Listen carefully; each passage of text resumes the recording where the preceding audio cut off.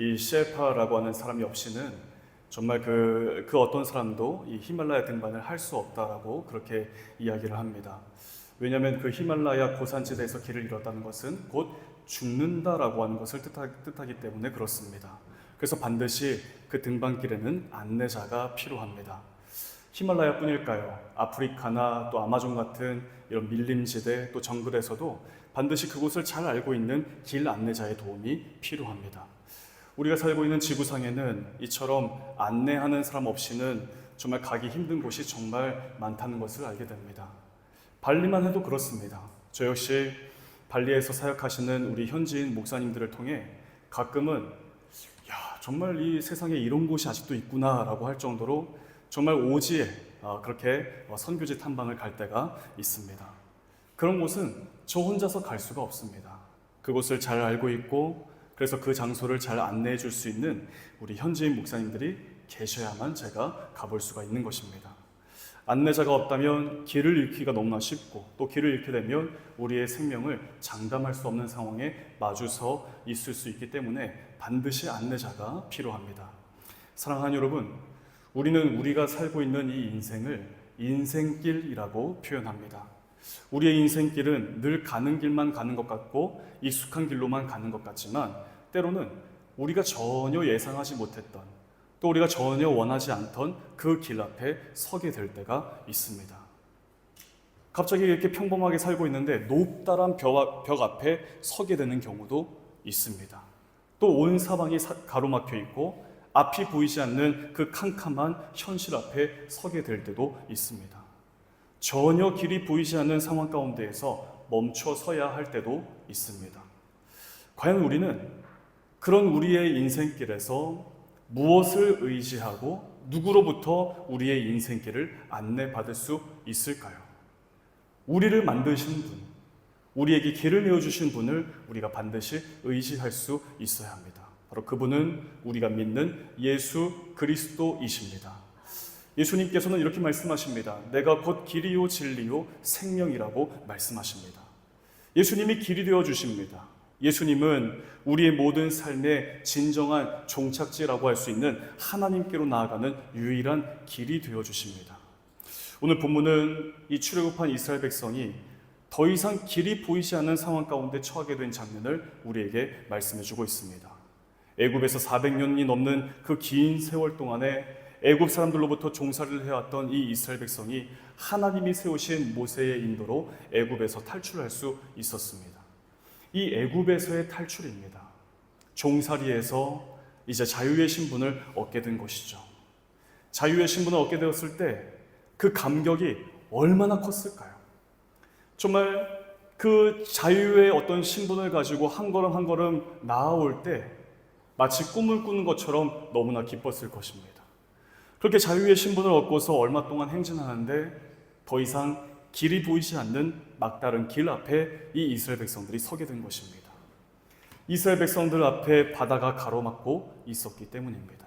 그리고 곧바로 들려오는 소식이 애굽의 왕 바로가 군대를 이끌고 이 이스라엘 백성들을 맹렬히 추격해 오고 있다는 소식이, 좋지 못한 소식이 이스라엘 백성들 가운데 들려왔습니다. 이 이스라엘 백성은 말 그대로 사면초가의 상태, 이러지도 저러지도 못한 진퇴양난의 상태에 갇혀버리고 만 것입니다.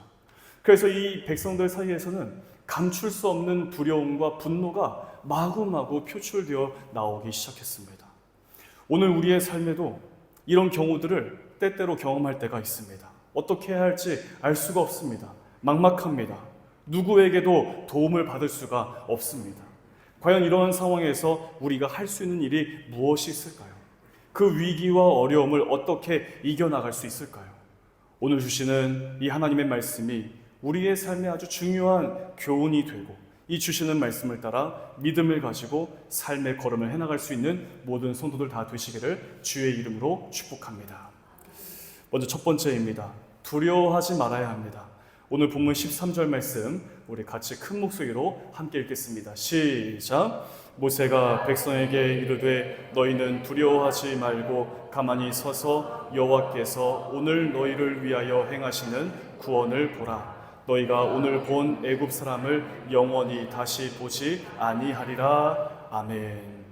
성경을 보게 되면 하나님께서는 하나님의 백성들에게 정말 많은 말씀들을 주시는데 그 많은 말씀들 가운데에서 두려워하지 말라라는 말씀을 많이 말씀하십니다.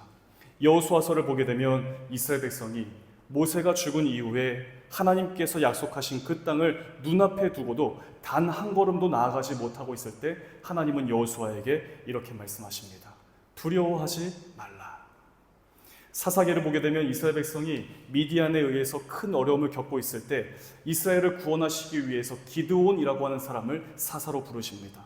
그런데 이때 이 기드온은 이 미디안 사람들이 공격해 온다는 사실을 듣고 너무 두려워해서 포도주 틀 안에 숨어 있었습니다. 이때 하나님께서 기드온에게 이렇게 말씀하십니다. 사사기 6장 23절입니다. 여호와께서 그에게 이르시되 너는 안심하라 두려워하지 말라 죽지 아니하리라 하시니라. 두려워하지 말라고 말씀하고 계시는 것이죠. 이사야 35장 4절 말씀 보게 되면 선지자 이사야가 전한 예언을 기록하고 있습니다. 이제 남유다 백성들이 하나님을 떠나서 우상 숭배를 일삼았던 이 남유다 백성들이 바벨론에 의해서 포로로 끌려가게 될 것이지만 이후에 예루살렘으로 다시 돌아오게 될 것이다라고 예언하면서 이렇게 말씀합니다. 겁내는 자들에게 이르기를 굳세어라 두려워하지 말라 보라 너희 하나님이 오사 보복하시며 갚아주실 것이라 하나님이 오사 너희를 구하시리라 하라. 두려워하지 말라고 그렇게 말씀하고 있는 것이죠. 이 두려움이라고 하는 이 감정은 사람이라면 누구에게나 있는 감정입니다. 특히 길이 막혀버린 상태, 앞에는 바다가 가로막고 있고 뒤에는 애국 군대가 맹렬하게 그 뒤쫓아오는 그런 상황에서 과연 두려워하지 않을 수 있는 사람이 누가 있을까요? 이런 상황이라면 누구나 두려움을 갖는 것은 어쩌면 당연한 것이다라고 이야기할 수 있을 것입니다. 그러나 하나님은 그 어떤 상황에서도 우리가 우리에게 두려움을 가져다 주는 상황에 놓여 있더라도 하나님은 두려워하지 말 것을 그렇게 말씀하고 계시는 것입니다. 그 이유는 두려움이라고 하는 것은 영적으로 영향을 주는 감정이기 때문에 그렇습니다. 이 두려움에 빠지게 되면 하나님께서 우리를 위해서 행하신 그 하나님의 놀라운 일들을 기억하지 못하게 만들고 그래서 하나님을 더 이상 바라보지 못하게 만들기 때문입니다. 모세는 이스라엘 백성들을 향해 두려워하지 말라라고 선포합니다. 왜 두려워하지 말라고 선포했을까요? 지금 이 길, 바다가 가로막고 있고 애국 군대가 뒤쫓아오는 이 길은 하나님께서 인도하신 길이기 때문입니다. 하나님께서 이스라엘 백성을 그냥 인도하시지 않으셨습니다. 하나님께서 이스라엘 백성들과 약속하셨습니다. 그 약속은 출애굽하여 약속의 땅 가나안 땅으로 인도하시겠다라고 하신 약속입니다. 즉 이게 무슨 뜻이냐면 하나님께서 너희 이스라엘 백성을 인도해 주시겠다. 내가 너희의 안내자가 되어 주겠다. 그렇게 약속하시면서 인도하신 길이기 때문에 모세는 두려워하지 말 것을 지금 선포하고 있는 것입니다. 안내자가 되어주신 하나님을 바라보고 그 믿음을 가지고 하나님을 따를 때에 우리의 눈에는 막다른 길이 보이고 우리 뒤에는 그 대적들이 정말 맹렬하게 쫓아오고 우리의 상식과는 전혀 다른 길로 인도함을 받는 것 같아도 하나님께서 우리를 위해 가장 안전한 길로 인도하신다는 안내자가 되어주신다는 사실입니다. 앞서 말씀드린 것처럼 하나님께서는 성경 여러 곳을 통해서 두려워하지 말 것을 그렇게 말씀하십니다. 그런데 생각해보면 연약한 우리에게 두려움이 없을 수가 없죠. 두려워하지 말아야지, 두려워 말아야지, 정말 주문하듯 그렇게 이야기해보지만 전혀 우리가 예상하지 못했던 그때의 두려움이라고 하는 문제가 훅 하고 우리 인생에 엄습해 올 때가 있습니다. 두려워하지 않을 사람이 없는 것이죠. 그런데 하나님께서 우리에게 두려워하지 말라, 염려하지 말라, 근심하지 말라라고 말씀하시는 것은 내가 너희와 지금 함께하고 있으니 두려워할 이유가 없다. 두려움 가운데 있다면 두려움 가운데에서 눈을 들어 나를 바라보고 내 안에 거하라. 그렇다면 두렵지만 괜찮다라고 하시는 말씀입니다. 즉 다른 말로 말씀을 드리면 하나님의 함께하심에 대한 확신입니다. 하나님께서 내 삶과 언제나 함께하시면서 가장 안전한 길로 인도하신다는 인도하심에 대한 확신을 갖고 하나님께 우리의 삶을 온전히 의탁드리는 것, 바로 하나님께서 우리에게 말씀하시는 두려워하지 말라라고 하는 말씀입니다. 사랑하는 여러분, 우리는 우리가 살아가는 이 현실을 가리켜서 광야 같은 현실, 광야 같은 세상이라고 그렇게 이야기합니다. 광야는 어떤 곳이죠? 길이 없습니다. 낮에는 매우 덥고 밤에는 매우 추운 곳입니다. 먹을 것, 입을 것, 내 생활의 편의를 위해서 갖추어진 것이 전혀 없는 장소가 광야입니다. 길이 보이지 않기 때문에 앞날에 대한 희망도 찾기, 갖기가 어려운 장소가 광야입니다. 그래서 절망하기 쉽고 좌절하기 쉬운 장소가 광야입니다. 그러나 그 길의 끝을 알 수 없는 막연함, 우리가 우리 인생의 우리의 현실에서 매일같이 경험하고 있는 이 광야 인생길이라고 할 수가 있는 것이죠. 그래서 우리도 모르는 사이에 우리에게 찾아온 그 두려움에 쉽게 빠져버리고 그 두려움의 문제에 함몰되어진 우리의 삶을 보게 될 때가 있습니다. 그러나 기억하십시오. 하나님께서 모세를 통해 너희는 두려워하지 말고 가만히 있어서 여호와께서 오늘 너희를 위하여 행하시는 구원을 보라고 말씀하십니다. 사방에서 내 삶을 우겨싸와도 두려워하지 마십시오. 우리의 마음 가운데 두려움의 감정이 찾아왔다면 하나님을 바라보시면 됩니다. 우리 삶에 희망이 없습니까? 정말 끝날 것 같지 않은 이 광야 생활에서 희망이 없습니까? 삶의 가치가 없고 의미가 없습니까? 하나님만이 우리의 산소망 되어주신다는 사실입니다. 그렇다면 하나님 바라보시면 아무 문제가 없습니다. 괜찮습니다. 길이 보이지 않습니까? 험악한 인생길, 하나님께서 우리의 이 삶의 길에 안내자가 되어주신다고 약속하십니다. 그 안내자 되시는 우리 하나님과 함께 나아갈 때 그 어떤 두려움의 상황이 우리의 삶으로 몰려와도 우리는 괜찮을 수 있습니다.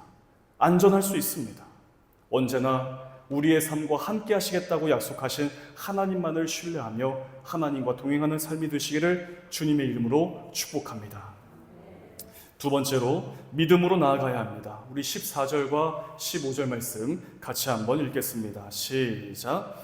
여호와께서 너희를 위하여 싸우시리니 너희는 가만히 있을지니라.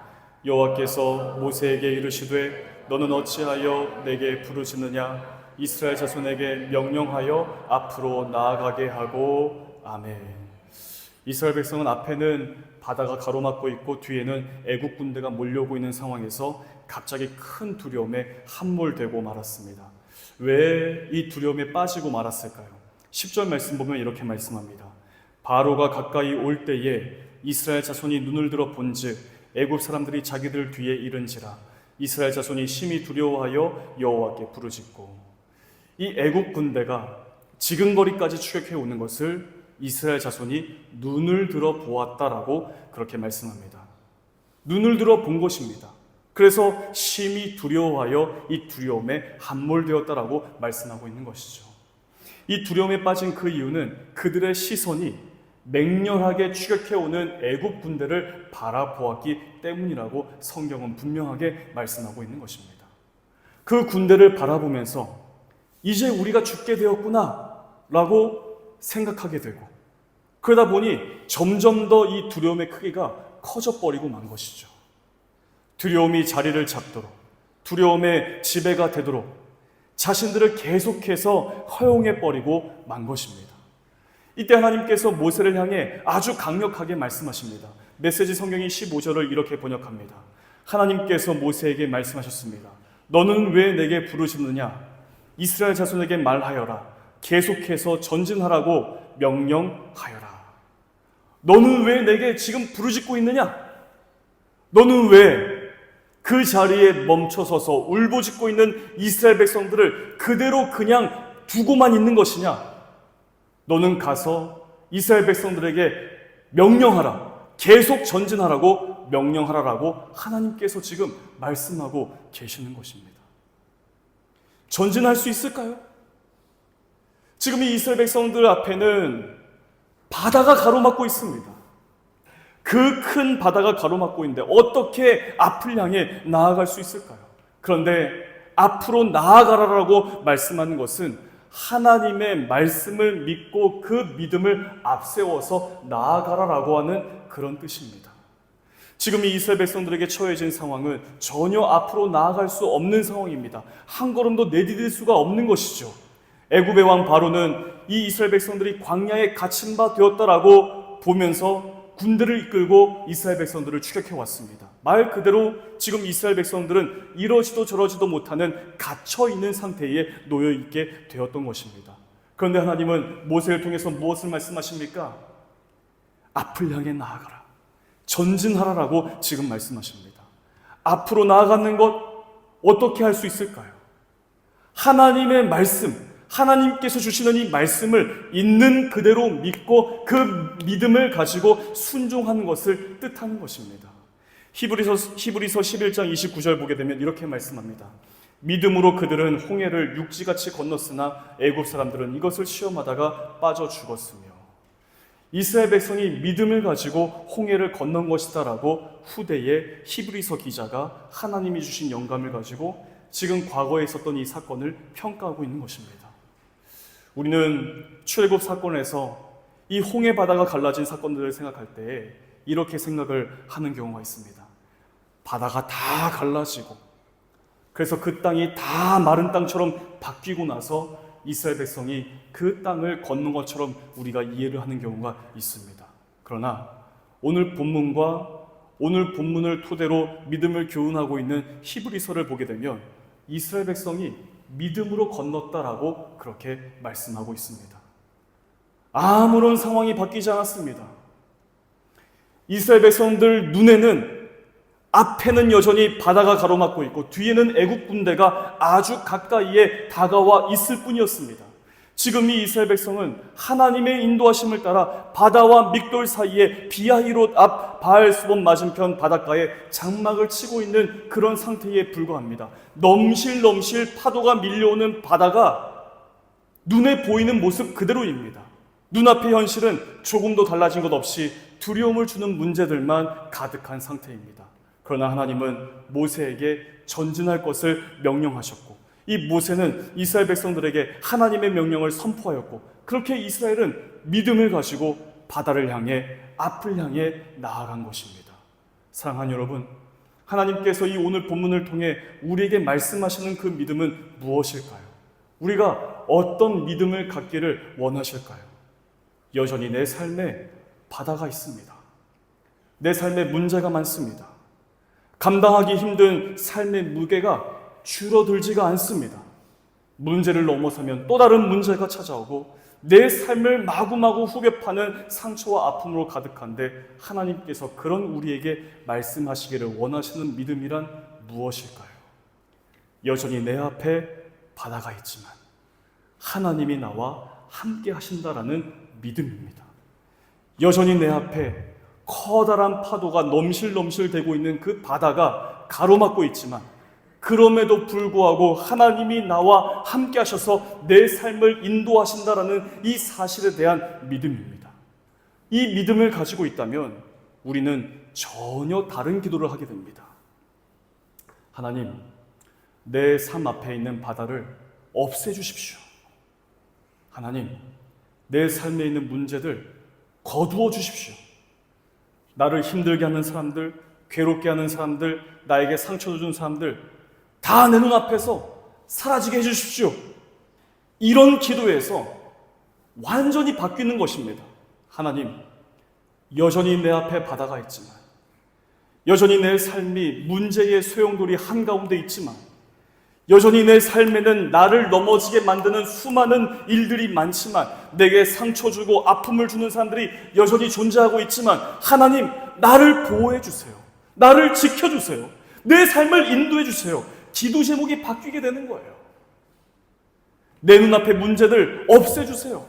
사라지게 해주세요. 저 사람 보기 싫습니다. 이런 기도가 아니라 여전히 문제가 있지만 하나님, 나를 보호해 주세요. 나를 지켜주세요. 내 삶과 내 감정과 내 영혼이 안정될 수 있도록 도와주세요. 기도 제목이 바뀌어지게 되는 거예요. 하나님께서 오늘 본문을 통해 우리에게 말씀하시기를 원하시는 그 믿음이라고 하는 것은 하나님을 바라봐라, 하나님만을 의지해라, 하나님께 모든 것을 맡기라라고 하는 믿음입니다. 왜 그럴까요? 왜 우리의 모든 것들을 하나님께 맡겨드릴 수 있는 그 믿음을 구해야 하는 것일까요? 출애굽기 14장 1절과 2절 말씀을 우리 같이 한번 읽어보겠습니다. 시작. 여호와께서 모세에게 말씀하여 이르시되 이스라엘 자손에게 명령하여 돌이켜 바다와 믹돌 사이에 비하이롯 앞 곧 바알스본 맞은편 바닷가에 장막을 치게 하라. 하나님께서 모세에게 말씀하셨습니다. 이스라엘 백성을 거기로, 그 장소로 인도하라. 무엇입니까? 지금 하나님께서 이스라엘 백성을 진퇴양난의 상태로, 사면초가의 상황으로 몰아가셨다라고 하는 이 말씀을 14장 본문을 시작하면서 우리에게 말씀해주고 있는 것입니다. 저희는 매주 수요일마다 출애굽기 강해를 함께 나누고 있습니다. 출애굽하게 하신 하나님, 홍해를 건너게 하신 하나님. 그러나 이스라엘은 광야에서 마라의 쓴물 사건을 경험합니다. 먹을 것이 없다는 문제로 불평할 수밖에 없는 상황 가운데 놓이게 됩니다. 휴식처, 오아시스가 있는 곳이라고 하는 그 뜻을 가진 르비딤이라고 하는 장소로 이스라엘 백성들이 전진해서 나아갔지만 거기에서 마실 물을 전혀 찾지 못했습니다. 이 모든 것들은 이스라엘 백성들 스스로가 선택해서 나아갔기 때문에 실패를 경험한 것이 아니라 지도자인 모세가, 그 사람인 모세가 스스로 판단해서 이스라엘 백성을 이끌고 갔기 때문에 물을 마실 수 없고 먹을 것을 찾지 못하는 그런 절망을 경험하게 된 것이 아니라 하나님께서 이 모든 일들을 계획하셨고 하나님께서 이스라엘 백성들을 인도하셨다라고 하는 사실입니다. 하나님께서 길이 보이지 않게 하신 것입니다. 하나님이 물이 없는 곳으로 이스라엘 백성을 인도하신 것입니다. 왜 그럴까요? 이스라엘 백성이 약속의 땅으로 가기 위해서는 하나님만을 바라보고 하나님만을 의지하는 믿음이 있어야 한다는 사실을 가르치시기 위함이시다는 사실을, 바로 그 하나님의 뜻을 우리가 출애굽기의 말씀을 통해 발견할 수 있게 되는 것입니다. 제가 한국에서 교구 목회를 할 때 지금은 많이 유명해진 필터 샤워기 회사입니다. 네이버에 이 회사 이름을 검색하면 손쉽게 찾아볼 수 있고 아마 여기 발리 오신 분들도 아마 그 제품을 많이 사용하고 계실 것 같습니다. 저희 집에서도 지금도 쓰고 있습니다. 이 회사를 설립하신 집사님께서 제가 담당했던 교구의 집사님이셨기에 저에게 사업장 개업 예배를 부탁을 해오셨습니다. 그런데 신방 예배를 드리기 전에 그 집사님과 아내 권사님이 저를 찾아오신 거예요. 그래서 이런저런 고민을 저에게 털어놓으셨습니다. 이제 막 회사에서 퇴직을 했고 그 퇴직금 가지고 무엇을 해야 하나, 이 돈 가지고 두 아들 결혼시키는데 써야 되나, 아니면 한 번도 해보지 못한 사업을 해봐야 되나, 기도 부탁하시려고 저에게 찾아오신 것이죠. 근데 저에게 그렇게 이야기를 하시는데 제가 무슨 쪽집게 1타 강사도 아니고 이렇게 하십시오라고 답을 어떻게 얘기해 줄 수 있겠습니까? 근데 제가 그 집사님 부부에게 이렇게 말씀을 드렸습니다. 집사님, 원하시는 대로 선택하시고 결정하십시오. 그리고 결정하신 것들을 하나님께 다 맡기십시오. 하나님께서 인도하시는 것을 신뢰하면서 어떤 일이든 시작해 보시면 좋겠습니다. 그냥 가만히 고민만 하시다 보면 시간만 지나갑니다. 어서 선택하시고 그 선택한 것을 맡기십시오라고 말씀을 드렸습니다. 너무 뻔한 대답 아닙니까? 교구 목사들이 다들 그래요. 새로운 대답이 없죠. 그렇게 말씀드리고 기도해드리고 또 만남을 마치고 나서 얼마 뒤에 저에게 개업했다면서 송파에 있는 작은 사무실에서 신방 예배를 드려달라고 부탁을 해오셨습니다. 신방 예배 다 드리고 나서 같이 식사 교제하는데 집사님이 이런 말씀 하시는 거예요. 제가 이 일을 시작하기 전에 많이 알아보고 많이 찾아봤습니다. 제가 잘 할 수 있을 것 같아서 이 일을 시작하게 되었습니다. 그런데 걱정도 많고 두려움도 많습니다. 그러나 시작했으니 어쩌겠어요? 하나님이 설마 굶기시겠습니까? 그냥 앞만 보고 열심히 달려가겠습니다 하고 허허허 웃으시면서 그렇게 이야기하셨던 기억이 지금도 납니다. 제가 이분의 이야기를 말씀드린 것은 사업이 아주 잘 되셨기 때문에 하나의 사례로 말씀드린 것이 아닙니다. 믿음입니다. 지금도 여전히 나와 함께 하신 하나님께서 내 삶에 두려움이 있고 그 두려움을 가져다주는 수많은 문제들이 여전히 나에게 존재하고 있지만 하나님 그 문제 해결해 주세요.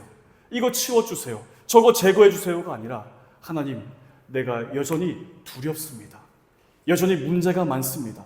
걱정도 많이 됩니다. 그러나 하나님께 맡기고 하나님께 맡기면서 한 발자국 떼면서 그렇게 나아갑니다. 내 삶을 도와주세요. 그 믿음 가지고 나아간 것입니다. 사랑하는 여러분, 우리 삶에 문제가 있습니까? 뜻밖에도 하나님께서 문제 상황 가운데로 우리의 삶을 인도하실 때가 있다는 사실입니다. 우리의 삶에서 씻을 수 없는 아픔을 경험하신 일이 있습니까? 놀랍게도 하나님께서 그 아픔을 겪는 상황으로 우리의 삶을 인도하실 때가 있다는 사실입니다. 전혀 예상하지 못했던 때에 견디기 힘든 고난을 겪으셨습니까? 이해하기가 어렵지만 하나님께서 그 길로 우리의 삶을 인도하실 때가 있다는 사실입니다. 그렇다면 어떻게 해야 할까요? 내 삶에 문제만 주고 아픔만 주고 고난을 주는 하나님이라고 하나님을 오해하면서 하나님을 떠나 사는 게 정답일까요? 전혀 그렇지 않습니다. 하나님께서 출애굽기 말씀을 통해서 우리에게 교훈하기를 원하시는 것은 믿음을 가지고 하나님만을 바라봐라. 믿음을 가지고 내 삶을 보호하시는 하나님께 온전히 의탁드려라. 그리고 하나님과 함께 앞을 향해 나아가라라고 말씀하시는 것입니다. 이제 우리는 예배를 마치고 다시 우리의 삶의 현장으로 나아갑니다. 여러분 혼자 선택하고 독불장군처럼 혼자서 씩씩하게 그렇게 나아가시겠습니까? 내일이 두려우십니까? 절망적입니까? 또다시 문제 많은 내 삶 지긋지긋하십니까? 그러나 믿음을 가지고 눈을 들어 하나님을 바라보시기를 바랍니다. 하나님과 함께하는 세상, 정말 살아볼 만한 세상이고 아름다운 세상 아니겠습니까? 하나님만을 바라보는 그 믿음을 가지고 한 주간 넉넉히 승리하며 그 승리의 기쁨을 가지고 다시 우리 예배당에 함께 모여서 하나님을 더욱 힘있게 찬양하고 예배하는 사랑하는 주의 성도들 다 되시기를 우리 주 예수 그리스도 이름으로 간절히 축복합니다. 기도하겠습니다. 우리의 인생길 가운데 때때로 광야길을 걷는 것 같은 시간을 걸을 때가 있습니다. 문제가 여전히 놓여 있지만 오늘 말씀을 붙들면서 문제보다 더욱 크신 하나님을 바라보며 하나님만을 의지하는 저희들 되게 하여 주시옵소서. 그래서 하나님의 보호하심의 은혜를 누리고 하나님께서 우리의 삶을 인도하신다는 사실을 확신하며 우리에게 주신 삶을 향해 한 걸음 한 걸음 나아가는 성도들 다 되게 하여 주시옵소서. 모든 말씀 우리 주 예수 그리스도 이름으로 간절히 기도하옵나이다. 아멘.